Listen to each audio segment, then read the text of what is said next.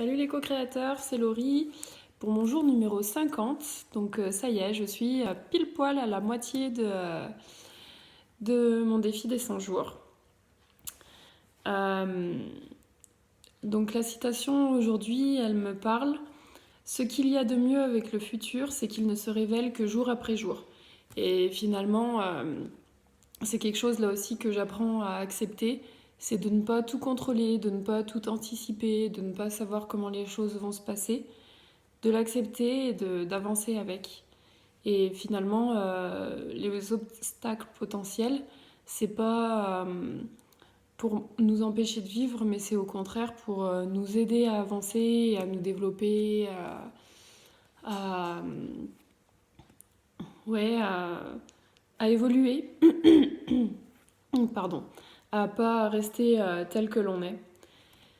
Voilà, donc ça me plaît beaucoup et je pense que à la moitié du défi des 100 jours, c'est une belle citation, et ça permet vraiment de faire le bilan pour se rendre compte de où on en est et de notre manière d'avancer, d'évoluer. Mon intention aujourd'hui, c'est d'apprécier de vivre dans l'instant présent et d'en avoir conscience le plus possible. De plus en plus d'être dans l'instant présent et de me connecter avec moi-même encore et toujours. Et mon intuition, c'est que grâce à la méditation, j'ai accès à ce luxe, à cette qualité de vie. Parce que j'estime vraiment que c'est pour moi la méditation qui me permet, la méditation de pleine conscience en particulier, qui me permet d'être dans l'instant présent. Et vraiment, vraiment, j'estime que de parvenir à faire ça, d'arriver à être présent à soi-même, de lâcher prise avec le passé ou avec le futur, de lâcher prise sur nos critiques, nos jugements en nous-mêmes et d'accepter les choses telles qu'elles sont ici et maintenant. Comme je le dis, donc c'est vraiment l'accès à un luxe et à une qualité de vie. Donc c'est vraiment... pour moi, la méditation, c'est une révélation et c'est vraiment la clé de mon succès, de mon évolution, de, qui me permettra également de continuer à évoluer. Et là aussi, j'ai appris à accepter que, en fait, on n'atteint jamais la perfection et qu'on est toujours en perpétuelle évolution. Et finalement, c'est ça qui est bien, même si au début, j'avais du mal à l'accepter. Voilà, sinon là je suis en train de lire le livre de Thich Nhat Hanh, Aimer en pleine conscience. Et ça me parle énormément. Alors je me dis que c'est un livre qu'il faudrait lire et relire régulièrement parce qu'il est très riche.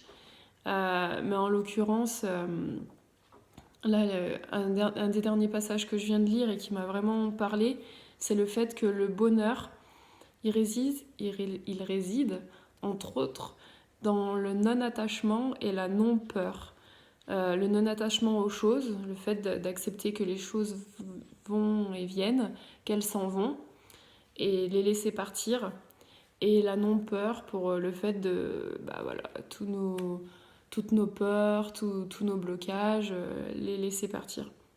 Et finalement, il prend l'exemple de quelqu'un qui se noie et qui cherche du coup désespérément à s'agripper à une bûche de bois.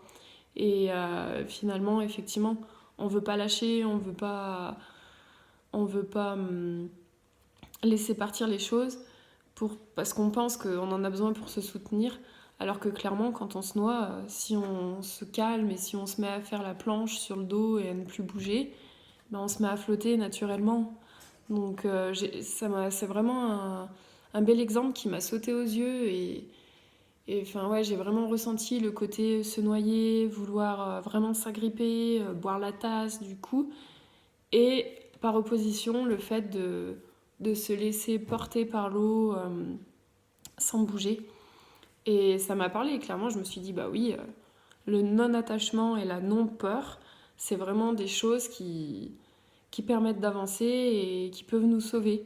Alors qu'au contraire, l'attachement aux choses et les peurs, c'est quelque chose qui peut nous faire courir à notre perte. Donc pour moi c'est évident, c'est clair comme de l'eau de roche, comme on dit. Et bah voilà, après, tout le travail pour moi, il est dans le fait de m'auto-analyser et de me rendre compte parce que souvent le plus difficile c'est ça, c'est d'avoir un regard critique, j'ai envie de dire, envers nous, mais surtout une analyse neutre et se rendre compte des choses telles qu'on les fait, telles qu'on les vit, et ensuite de chercher à lâcher prise et à avancer sereinement en se laissant porter par l'eau. Voilà, bonne journée!